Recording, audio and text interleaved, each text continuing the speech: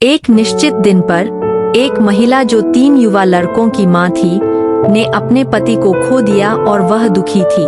स्वाभाविक तौर पर इसके बाद वह 3 बच्चों को ही अपनी जिंदगी मानकर चिपक गई। लेकिन 1 साल बाद सबसे बड़े लड़के की भी मृत्यु हो गई और कुछ ही समय बाद दूसरे लड़के की भी मृत्यु हो गई।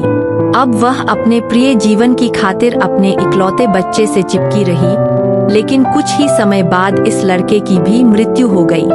यह सहन करने में असमर्थ होकर वह छोटे लड़के का शव लेकर गौतम बुद्ध के पास गई। उसने कहा, आप और आपकी सारी आध्यात्मिकता, आप जो भी बात कर रहे हैं उसका तब तक कोई मतलब नहीं है जब तक आप इस लड़के को जीवित नहीं कर देते।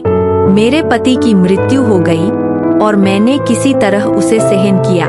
मेरा पहला लड़का मर गया और फिर दूसरा भी मर गया। मैं फिर भी रुका रहा।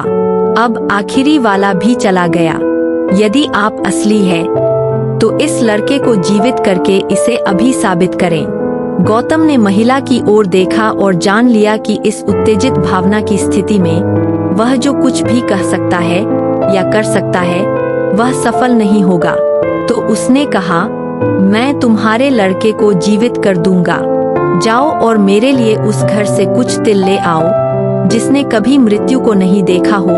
लड़के के शव को लेकर महिला घर घर घूमती रही, उस व्यक्ति की तलाश में जिसने कभी मौत को नहीं देखा था। पूरे शहर में घूमने के बाद उसे एहसास हुआ कि वहाँ एक भी घर ऐसा नहीं था। फिर वह रुकी, उसे शरीर के साथ जो करना था वह किया, वापस आई और गौतम के सामने बैठ गई। वह जीवन भर उनके साथ रही। अगर आपको कहानी अच्छी लगी तो सब्सक्राइब कर देना प्लीज।